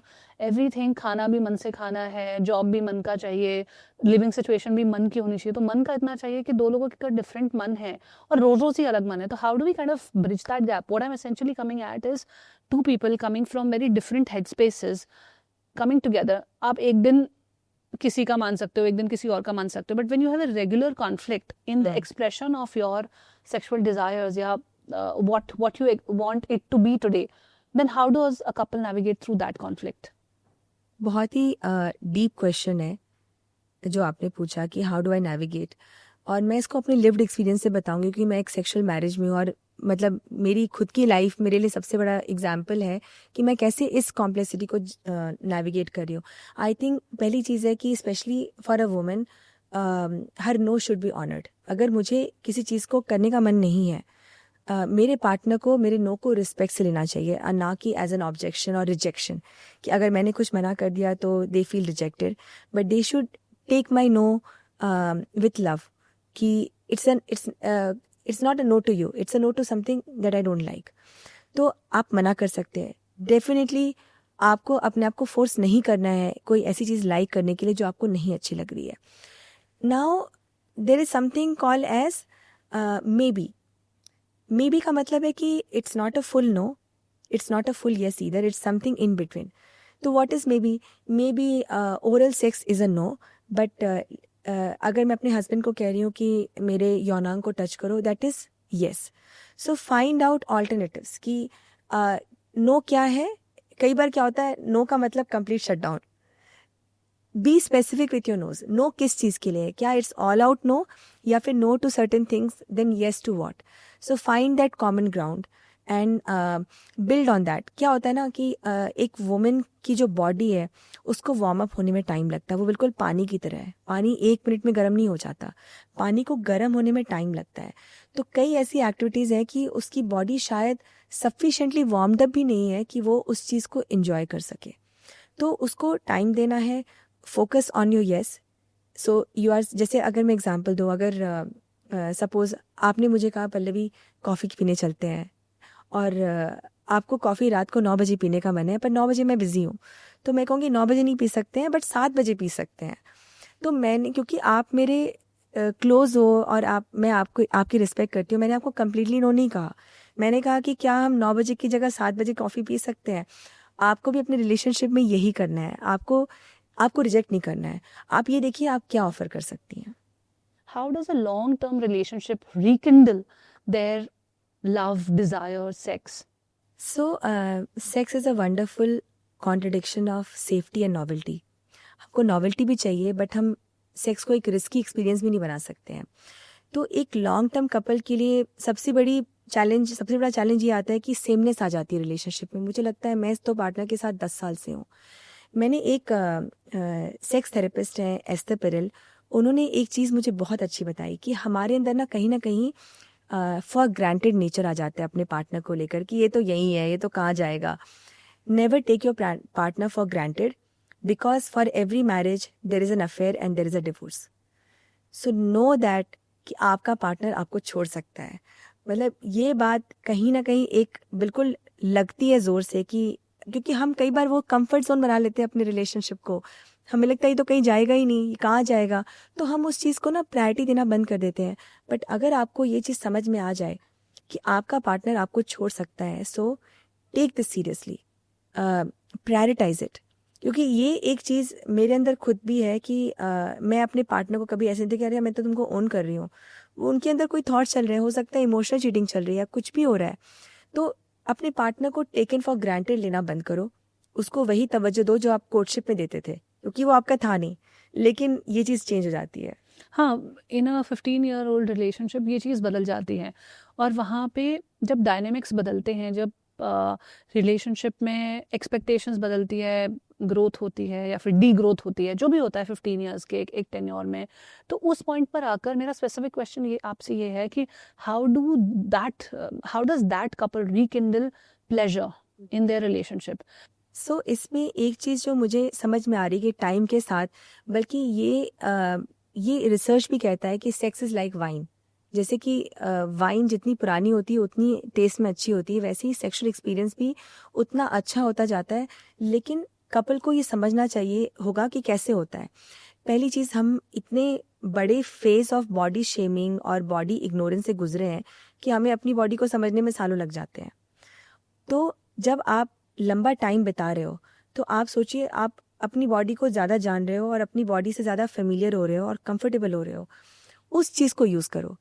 क्यों ऐसा होता है कि जितने भी फिजिकल स्किल्स है, चाहे वो कुकिंग है, सिंगिंग है, कोई भी फिजिकल स्किल है, वो टाइम के साथ आप उसमें महारत हासिल करते जाते हो. आप कहते हो हमें एक्सपीरियंस हो गया, हमारे पास 15 साल का वर्क एक्सपीरियंस है. आप काम कर रहे हो और आप उसमें महारत हासिल कर रहे हो. सेक्स भी ऐसा है कि आप जितना टाइम बिताओगे, you will become an expert at it. So अपने पार्टनर की बॉडी के एक एक इंच को, मैंने ये वर्ड यूज़ किया, touch your partners body inch by inch. ये हड़बड़ी मत करो, इसमें टाइम दो, स्पेशली लॉन्ग टर्म कपल जिनके बच्चे बड़े हो जाते हैं, क्योंकि पेरेंटिंग में एक बहुत ही डिफिकल्ट फेज आता है जब बच्चा छोटा होता है। मतलब दिस इज साइंटिफिकली प्रूवन कि 60% ऑफ कपल्स जो न्यू पेरेंट्स होते हैं उनकी sex life up to 70% decline होती है in terms of quality, in terms of frequency. और ये फेज कम से कम 3 साल तक गुजरता है, 0 to 3 years for 60% of couples. And India में तो और ज्यादा, इंडिया में तो 11 years old kids are also sleeping between the parents.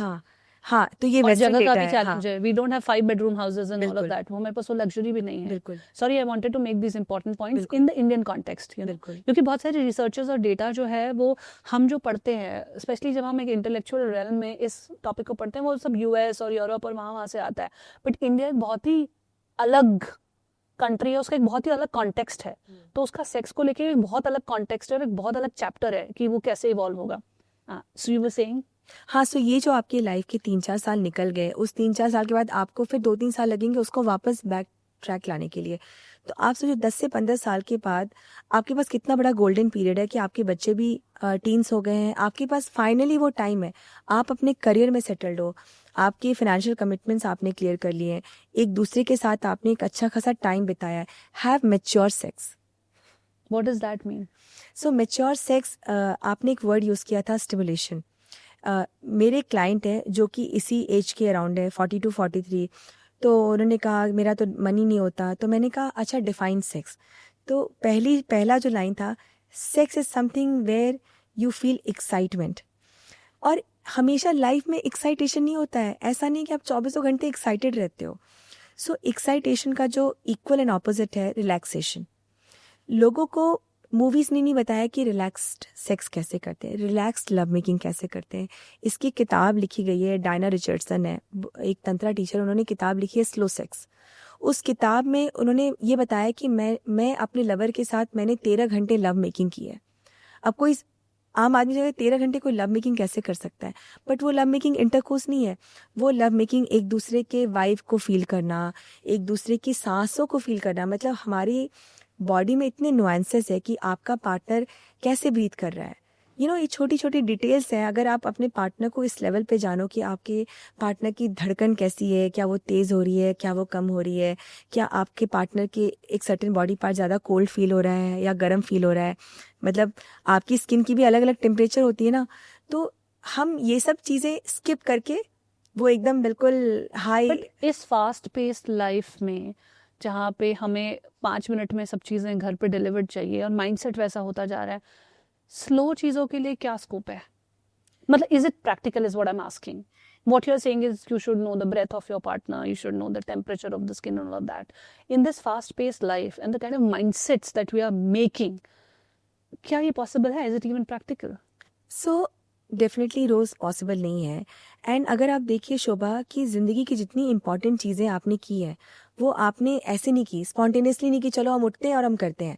आपने वो चीज़ें बाकायदा प्लान की हैं, चाहे वो बर्थडे पार्टी है, चाहे वो कोई इंपॉर्टेंट मीटिंग है, चाहे वो हॉलीडे पे जाना है। अनप्लान्ड हॉलीडेज रेयरली होते हैं, मतलब हम प्रॉपर 3 महीने पहले हम प्लान करके सब कुछ सेट करते हैं। लेकिन सेक्स को लेके लोगों के दिमाग में सबसे बड़ा माइंड ट्रैप क्या है, ये स्पॉन्टेनियस होना चाहिए, अपने आप हो जाना चाहिए। अपने आप नहीं होगा, आपको कहीं ना कहीं इसके लिए प्लानिंग करनी है। ठीक है, आपने 4 दिन नहीं किया, आप 4 दिन इतने परेशान हो या इतने थक गए हो या इतने चिड़चिड़े हो, डिस्ट्रैक्टेड हो, स्ट्रेस हो, आपने नहीं किया। लेकिन 5वें दिन आपको प्लान करके करना है कि आई वॉन्ट टू प्रायोरिटाइज, आपको उस जोन में जाना है। मैं प्लानिंग का मतलब ये नहीं कह रही हूँ कि फोरप्ले, इंटरकोर्स, ऑर्गेज़म, नो। आप प्लान क्या कर रहे हो कि I will go in that space. उस स्पेस में क्या हो सकता है? Secondly, What is that space? हाँ, Define that space for me. हाँ, so it's a intimate space. तो उस स्पेस में क्या है, so there is something called as sex and there is something called as sexual flow. Sexual flow का मतलब है कि there is some sexuality that is happening, कुछ हो रहा है सेक्सुअली, कुछ हो रहा है। मतलब किसिंग भी सेक्सुअल है, एक दूसरे के साथ सोना, एक दूसरे को कडल करके सोना भी सेक्सुअल है। हम ऑल और नथिंग के ट्रैप में फंस जाते हैं। हमें लगता है या तो कुछ नहीं, या तो बिल्कुल परफेक्ट 100% एकदम ये रेडीमेड सेक्स जो है वो होना चाहिए। But there are so many things in between. So don't deprive yourself of all of that, that is between all or nothing. I really like your answer to this, क्योंकि मैं खुद भी सोच रही थी कि how do we make it practically possible for us. तो you have given us this in between, all or nothing के इन बिटवीन जो हजारों पॉसिबिलिटीज हैं, उनमें से कोई चूज करो. And the one thing that I like about your answer is that one has to be intentional in their planning for it. अगर हम वर्कआउट के लिए 1 घंटा प्लान कर सकते हैं, अगर हम अपने कपड़े किस टाइम प्रेस करेंगे, किस टाइम ऑफिस जाएंगे, कितने घंटे वहां जाएंगे, सब चीजों के लिए प्लान करें, तो why are we not planning for it. एक तरह से मुझे कहीं ना कहीं मैं थोड़ी एक रिस्पॉन्सिबिलिटी भी यहाँ पे होल्ड करना चाहूंगी एज अ वुमन. हमें लगता है कि हमारा रोल बहुत कम है या कम होना चाहिए. It is on somebody else to make it intentional and then make it pleasurable for me and all of that. So how do we understand this better, help women understand this better कि वो कैसे intentional हो about their own pleasure. Expectation बहुत है every woman, you know, कि ऐसा होना चाहिए, वैसा होना चाहिए, ये होना चाहिए, ये नहीं होता, ये क्यों होता है, all of that, लेकिन intention नहीं है. How do we kind of navigate that as women? I once watched a TED talk. और उसमें जो उसने कहा ना, targeting, I think it was targeted to women, in address to women, कि if you don't want an extra marital affair, please take your sex life seriously. Sexless marriage एक बहुत बड़ा ड्राइवर है for an extra marital affair. और मेरे practice में मैंने ऐसे हज़ारों, मतलब मैं तकरीबन 10 साल से काम कर रही हूँ स्पेस में, मैंने कम से कम तो हज़ारों डीएम्स, लेटर्स और सेशंस में देखा है जहाँ पे जो मेल क्लाइंट है उसके अंदर वो चीज़ आ जाती है कि मेरी नीड है, मुझे बाहर जाना है, मुझे ये नीड फुलफ़िल करनी है, और उसके पार्टनर को पता भी नहीं है, उसको भनक तक भी नहीं लग रही है कि उसका पार्टनर या तो ऑलरेडी अफेयर कर चुका है या अफेयर करने की प्लानिंग कर रहा है. तो ये चीज़ आप सीरियसली ले. पहली बात कि you don't want your partner to go through an extra marital affair. That is one of the most devastating experiences, because कहीं ना हमको हर चीज़ हम फन में नहीं ले सकते, हमें अपनी सेक्स लाइफ को सीरियसली भी लेना होगा. हमेशा ये फन नहीं हो सकता. So you have to be serious. So this is one thing that will make you serious. Secondly, sex is a great natural botox. You stay young. You stay young. If you have sex, you will stay young, you will stay beautiful. आपकी skin glow करेगी, आपकी because there is a blood flow जो body में जाता है. So this is something is good for you, darling. Who wants to grow old? So we don't talk enough about health benefits of sex. हम नहीं बात करते हैं, हम इसको हमेशा लस्ट देखते हैं. Sex has amazing health benefits in terms of anti-aging. Sex can be a great anti ageing agent. और अगर किसी औरत को पता चल जाए कि सेक्स से उसकी खूबसूरती कायम हो सकती है, उसके पास एक बहुत बड़ा ड्राइवर है सेक्स करने के लिए. तीसरा, अगर सेक्स जो होता है एक बफर होता है, सेक्स में रोमांस भी आता है. मैं आपको बताऊंगी शोभा, ये इतना डीप टॉपिक है कि जब एक कपल सेक्सलेस होता है वो एक रोमांटिक मूवी साथ में नहीं देख पाता, क्योंकि उस मूवी में जो अगर वो प्लेजर हो रहा है या किसिंग चल रही है, they get uncomfortable, they start avoiding watching those romantic movies together. वो एक दूसरे के सामने कपड़े नहीं बदल सकते हैं, वो दूसरे कमरे में जाते हैं कपड़े बदलने के लिए. तो ये सिर्फ एब्सेंस ऑफ सेक्स नहीं है, ये एब्सेंस ऑफ कंफर्ट है कि मैं अपने पार्टनर के सामने कंफर्टेबल फील नहीं कर रही हूँ. तो अगर आपकी मैरिज सेक्शुअल मैरिज है, ये और ज़्यादा इंटीमेट मैरिज होगी. तो sex is also about intimacy. Pallavi, एक और बहुत कॉमन नॉर्म जो है वो ये है that women are generally after a while they become asexual. मतलब उनका सेक्स को लेकर डिजायर खत्म हो जाता है. I don't know if it's a myth or a fact. You enlighten me on this. या वो लेजी हो जाती हैं, वो उस सेक्स के लिए एसेक्सुअल हो जाती है जो उन्हें पसंद नहीं होता है. It's as simple as that. अगर मैं आपके सामने एक उबली हुई ब्रोकली दे दूं और मैं कहूँ शोभा इसको चाट कर मज़े ले लेकर खाओ, आप नहीं खाओगे, आप नहीं खा पाओगे. लेकिन अगर मैं आपके सामने एक चॉकलेट केक रख दूं जिसमें बहुत ही मेल्टेड चॉकलेट है जो फ्लो कर रही है, that looks so appetizing, you will start watering. So चक्कर क्या है कि जो सेक्स परोसा जा रहा है एक औरत को, वो सेक्स अच्छा नहीं है और उसकी बॉडी रिवोल्ट कर रही है. और कौन परोस रहा है ये sex? Porn educated man. And what is he giving? He's giving what he sees in porn. This is one major problem I see. Oh God, मैं क्या बताऊँ, मतलब जो लैंग्वेज यूज़ करते हैं, इनफैक्ट इवन women यूज़ की, when we went for third round, मतलब sex is not a round, मतलब ये first round I am able to do 2 rounds, but इस तरह की लैंग्वेज लोग यूज़ कर रहे हैं, both men and women. So sex is not a round, sex is an experience. See it as an experience. और उस एक्सपीरियंस में so I feel sad for those women, but I am happy they are saying no. Good, you are asexual, but what you don't know. In fact मुझे तो मैं asexual हो गई हूँ, पर मुझे अब समझ में आया कि I was asexual for that thing, not for the other thing, which is where these kind of podcast are helping. कि तुम जो एसेक्सुअल हो, तुम उस चीज़ के लिए हो जो तुम्हें अच्छी नहीं लग रही है. जैसे तुम्हें करेला नहीं पसंद है तो तुम करेला नहीं खाओगे, पर तुम भिंडी खाओगे ना. मतलब मैंने बहुत सारी औरतों से सुना है, I am 36 year old, I have a lot of friends who are pushing 40s, who are you know pushing 45-50 also. तो मैं ये सुनती हूँ कि you know I don't have interest. Most of the women say this. There are some women who are very vocal in their 40s that, oh, I like this, I like that, and this is what should happen. But there are majority of women who are like, for me, it's a chore and I don't want to do it. Solve it for them. I have seen many women who are asexual for years in the marriage, और जब उनका एक extra marital affair होता है, they just discover their sexuality. They become like literally a sexual minefield. उनके अंदर इतना, ये साइंटिफिकली स्पिरिचुअली ये बोला गया है कि women are sexually more powerful and more richer than men. जैसे कि एक woman is multi-orgasmic.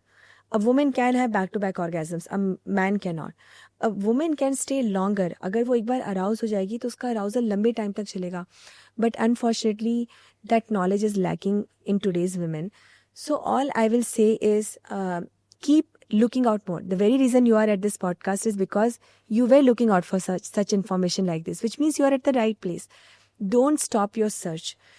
See this as your own discovery. 40s में अपने आप को डिस्कवर करो. मतलब मैंने देखा है कि एक टाइम पे मेरा उस सेक्स से मन हट गया था. मैं लिटरली, मुझे पता है कि मैंने कैसे कई बार मैं उस ऊहापोह में थी कि मैं क्या करूं. लेकिन आज जब मैं अपनी बॉडी को समझती हूँ, हर एक वुमेन के पास एक बॉडी है.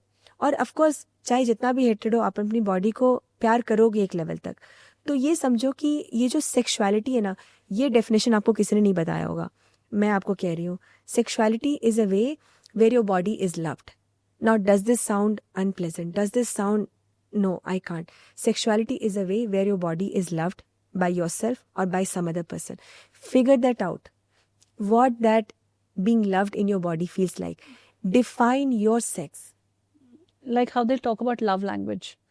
That between two people there can be different kinds of love languages. So what is your love language in terms of pleasure? One has to discover that is something that you are saying, है ना. किसी का कुछ love language हो सकता है, किसी का कुछ और हो सकता है. तो आपके लिए क्या है वो आप डिफाइन करो, और जब आप जानोगे तभी आप उसको कम्युनिकेट कर सकते हो. And this brings me to my next question, and that is कि एक कपल के बीच में सेक्स को लेकर, प्लेजर को लेकर ओपन कॉन्वर्जेशन दिखती कैसी है, होती क्या है? What should you ask, what should you not ask? Open conversation of course हमारे लिमिट्स हैं. हमारा पास्ट बैगेज भी इतना बड़ा सेक्स को लेके कि गंदी चीज़ है या अच्छी चीज़ नहीं है. तो ओपननेस अगेन मैं कहूँगी कि do it step by step. क्या होता है कि हमारा नर्वस सिस्टम होता है, अगर आप इसको एक बहुत ओवरवेलमिंग एक्सपीरियंस देंगे तो it can internally your system can crash. So go bit size. Okay, so start from conversation. What conversation looks like? Sexual conversation can as simple as I'm missing you. Sexual conversation can be as simple as sending a kiss emoji in the WhatsApp. So start from those steps. Allow yourself to simmer. Simmering जो word है, कि simmering का मतलब उसको धीरे धीरे उसको build करो. ओपन कॉन्वर्सेशन मतलब ये नहीं चलो आज थ्रीसम करते हैं, आज हम लोग स्ट्रिप क्लब जाते हैं और आज हम पता नहीं BDSM करेंगे. ओपननेस लोगों को बहुत इंटिमिडेटिंग भी लगती है. So don't go by that openness. Just allow your body to unfold naturally. If you have never sent a kiss emoji भेज दो. अगर तुमने कभी अपने पार्टनर को सेक्सुअली अप्रिशिएट नहीं किया, अप्रिशिएट करने का मतलब ये भी है कि तुम जो साड़ी पहनी हो या तुमने लाल साड़ी पहनी है, you are looking so hot. These all are sexual conversations. So be creative. Human beings are creative beings. हम बहुत क्रिएटिव हैं. बचपन में एक बच्चे ने वो कार्डबोर्ड, अगर एक बच्चे को दो, उस कार्डबोर्ड से वो तलवार बना लेता है, उसको लिटरली वो तलवार लगती है. या हम सैंड कैसल्स बनाते हैं, बीच में जाते हैं हम कैसल बनाते हैं, हमें लगता है वो कैसल है. All of these are creative minds. So use your creativity. Think that what is sexual is something that separates lovers from friends. एक तो आप बेस्ट फ्रेंड तो हो ही ना. आपकी और आपके पार्टनर के रिलेशनशिप में और आपके बेस्ट फ्रेंड रिलेशनशिप में क्या फ़र्क है? या रूममेट में क्या फ़र्क है, आप किसी रूममेट के साथ भी रह सकते हो. This is romance. एक दूसरे का हाथ पकड़ना, जैसे पीडिया होता है, ठीक है, कई लोगों को पीडिया नहीं पसंद है, बट ये सारे एग्जाम्पल्स हैं. तो अपने आप को discover and do sex coaching. That's why I am here for, you know, literally. मतलब I am here to make your life simple because that is my life mission. कि अगर आपके पास वो नॉलेज नहीं है, कोई बात नहीं, आप किसी एक फील्ड में एक्सपर्ट हो, but this is something does need expert help. Right, especially when we have grown up in a culture or in a society जहाँ पे this topic has been a taboo and we don't have places where we can go and have these conversations, you know. तो I think वहाँ पे बहुत ज़्यादा responsibility हमारे खुद के ऊपर आ जाती है. तो how do we solve this? Do we read more? Do we learn more? Do we explore ourselves more? Do we find a professional like you? What do we do? And that is an individual's journey. उनको किस step को कब रखना है and all of that. एक और question from a woman's perspective about this. Now, आप कह रहे हो कि आप अपने पार्टनर के साथ कम्युनिकेट करो अपने डिज़ायर्स को, अपने नीड्स को, अपने प्लेजर को. Women who do that are seen as loose women. How do we handle that label on us? You know, and especially when you are not married, when you are just getting into a relationship and you are somebody who has watched a podcast like this, who has grown in a certain way that you are in touch with your pleasure. You know what pleasure feels to you and you want to communicate that to your partner. लेकिन जब आप वो करते हो तो जो अच्छे prospects हैं उनको लगता है she is a loose woman, you know. How do we kind of realign these expectations? ये ना बहुत मेरा इंडिविजुअल इशू भी नहीं है, मतलब ये एक वुमन का इंडिविजुअल इशू भी नहीं है, वो सोसाइटी का फैब्रिक भी है इसमें एक मैस्कुलिन फेमिनिन जेंडर रोल्स का भी फैब्रिक बहुत कुछ है. मतलब ये एक इंटरमिक्स सा कॉम्प्लिकेटेड सा, यू नो, जितना सिंपल ये सवाल है उतना ही कॉम्प्लिकेशंस इसके ऊपर है, उतना ही बैगेज इसके ऊपर है. तो how do we kind of navigate that? You know, मुझे भी कई बार कुछ ऐसे कॉन्वर्जेशंस अगर करने होते हैं, अगर अपनी किसी फीमेल फ्रेंड से कुछ करना है या अपने पार्टनर से कुछ कहना है, तो I would admit it that एक वो टिंज ऑफ शेम आ जाता है, tinge of, you know, watching my words, oh this is not appropriate, let's not ask and let it be, किसी और दिन करेंगे. और वो किसी और दिन आता ही नहीं है. For many a things, you know, where you want to ask something or you want to share something, you just don't do that. So यहाँ पे जो ये आता है कि एक sexually confident, sexually experimentative women loose women है, ये सोशल जजमेंट तो है ही. और ये सोशल जजमेंट कहीं ना कहीं आत्मसात होकर सेल्फ जजमेंट बन जाता है. चाहे आपका पार्टनर कहीं ना कहीं आप बिलीव कर रहे हो कि हाँ ऐसा है, और ये चीज़ है क्योंकि ये हमें डेफिनेटली लिमिट करती है in terms of asking for more. There is a reason, there is a orgasm gap. क्यों 80% 80% मेन है इन हेट्रोसेक्सुअल रिलेशनशिप जिनको ऑर्गेजम मिल रहा है, but for women it's too low. So there is an orgasm gap. और अगर देखिए lesbian women जो हैं, जो सेम सेक्स रिलेशनशिप में हैं, they have higher orgasm rates because उनके बीच ये पैट्रियार्कल सेक्स मॉडल नहीं हो रहा जहाँ पे मेल की नीड को प्रायोरिटाइज करना है.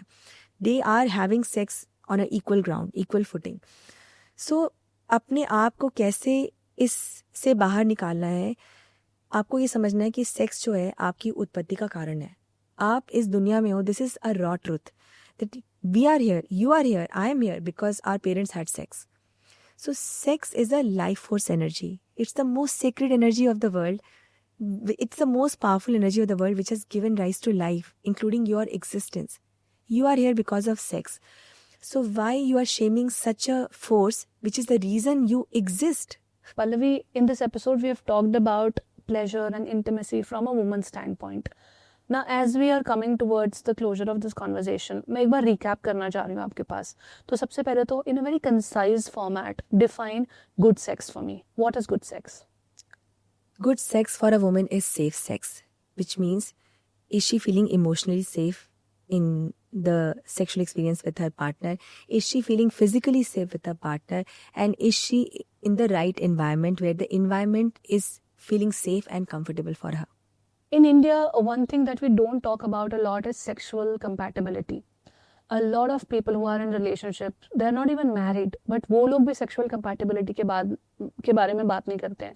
और अगर उन्हें पता भी है they are sexually incompatible, तो भी that's not a ground for your relationship to break. जो कि बाद में बहुत पेनफुल रियलिटी ऑफ लाइफ बन जाती है और बहुत सारे फिर उसमें डिवोर्सेस भी होते हैं, एक्स्ट्रा मैरिटल अफेयर्स होते हैं, etcetera etcetera. So tell me, what is more important to जज in a relationship? Sexual compatibility, love, what comes first, which conversation should happen at what time? What I'm trying to ask is that, is sexual compatibility more important than the idea of love? Sexual compatibility is a part of love. It is not equal to love क्योंकि उसमें बहुत चीज़ें आती है love में, support, understanding, being together in thick and thin. So it is a part of love. It should not be ignored. And I feel that more than incompatibility issues, it is the lack of effort which is leading to incompatibility.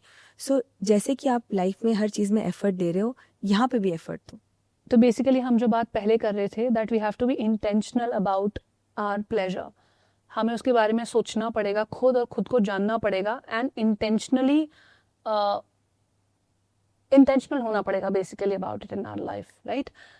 Now one last thing that I want to ask you is that, what is that one biggest myth that you've heard about pleasure or intimacy for women in India? Masturbation is dirty. Masturbation is okay for men. I think किसी भी लड़की ने, at least मैंने तो देखा है कि we have seen men fondling their genitals on roads. We have seen, lot of women have seen. So we feel this is okay for them, but for a woman to touch herself is bad. So touching yourself is not bad. It is the greatest act of self-love you can have for yourself. Pallavi, what I've really liked about having you as a guest on this podcast today is that you as a woman are so much in touch with your femininity. वो तो है ही, लेकिन साथ ही साथ you are so much in touch with your vulnerability that you are so comfortable. आपने अपने बेटे के बारे में बात की, अपने sexless marriage के बारे में बात की, अपने husband के बारे में बात की, अपने pleasure के बारे में बात की, and you encouraged me to talk about some of these things as well. So I feel this whole thing, this beautiful, vulnerable conversation and crystal clear things that you've talked about are taken in that spirit, because this conversation has all the potential to make someone feel heard, seen and even healed. I really hope that it goes in that manner to the people. And जो लोग इसको एक taboo या एक dirty topic बोल के discount कर रहे हैं, मुझे लगता है उनका बहुत बड़ा loss है. Everybody should tune into conversations like this and watch it till the end. Thank you for coming on the Journey Within podcast.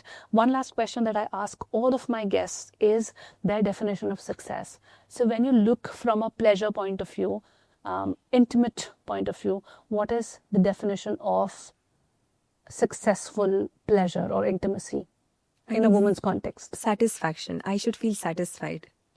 Wonderfully said. Sometimes जितना कम कहा जाए उसका मीनिंग उतना ज़्यादा impactful होता है, and this conversation was all about impact. Thank you, Pallavi, for joining me for this conversation for the Journey Within podcast. Thank you, Shobha. Thank you for watching today's episode. I'm sure you had a lot to learn from. So आपको जो बातें सबसे अच्छी लगी हैं, जो आपने सीखी हैं, वो कमेंट सेक्शन में मुझे लिखकर बताइए. अगर आपके कोई चैलेंजेस हैं, कोई क्वेश्चंस हैं, तो वो भी आप लिख सकते हैं. हम कोशिश करेंगे कि उनके जवाब दें या तो फिर उन्हें अगले एपिसोड्स में उठाया जाए. अगर आपके कुछ क्वेश्चंस अनआंसर्ड रह गए हैं या आपके कुछ अपने पर्सनल एक्सपीरियंसेस या ऑब्जर्वेशंस हैं, आप उन्हें भी शेयर कर सकते हैं कमेंट सेक्शन में. And subscribe to Pallavi's channel also. She is also there on YouTube and Instagram both, and you can follow me also on Instagram and subscribe to our YouTube channel. Thank you for supporting us so far. Namaste, and I'll see you in the next podcast.